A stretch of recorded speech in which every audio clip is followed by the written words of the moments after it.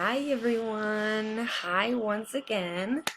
Today is Monday, June 1st, and we saw today self-esteem.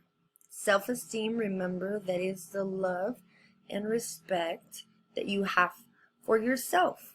And for today's scholastic story, I chose The Ugly Duckling because I would like for you to think, what does the story have to do with self-esteem? So let's start. Remember that if you don't know how to pronounce a word, because I know that you read a retelling and illustrated by or written by, you can play here. The Ugly Duckling. See? You can play there, and we're going to listen the pronunciation. A retelling by Violet Findlay. Illustrated by Susan Chapman. Susan Chapman.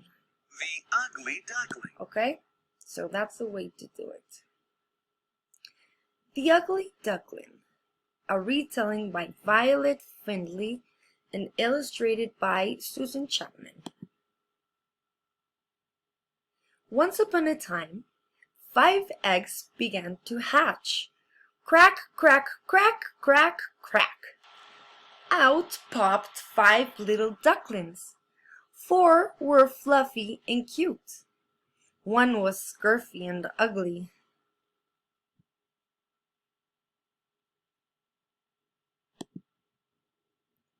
The cute ducks were mean to their ugly brother. They pecked at him. They said, "You're ugly, go away." One day, the ugly duckling did go away.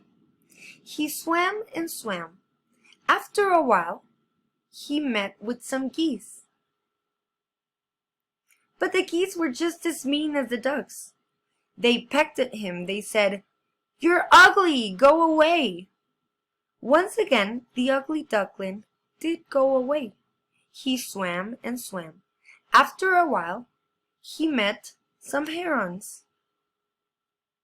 But the herons were just as mean as the geese. They pecked at him and they said, "You're ugly, go away." Once again, the ugly duckling did go away. He swam and he swam, and after a while, he came upon some swans. They were the most beautiful birds have had ever seen. When the swans swam near, the ugly duckling hid his face and cried. He did not want them to see how ugly he was. Life went on like this for many months. The ugly duckling stayed by himself. He also grew and grew. One day, a swan swam over and spoke to him. "Why are you so shy?" he asked. "Because I'm ugly," said the ugly duckling.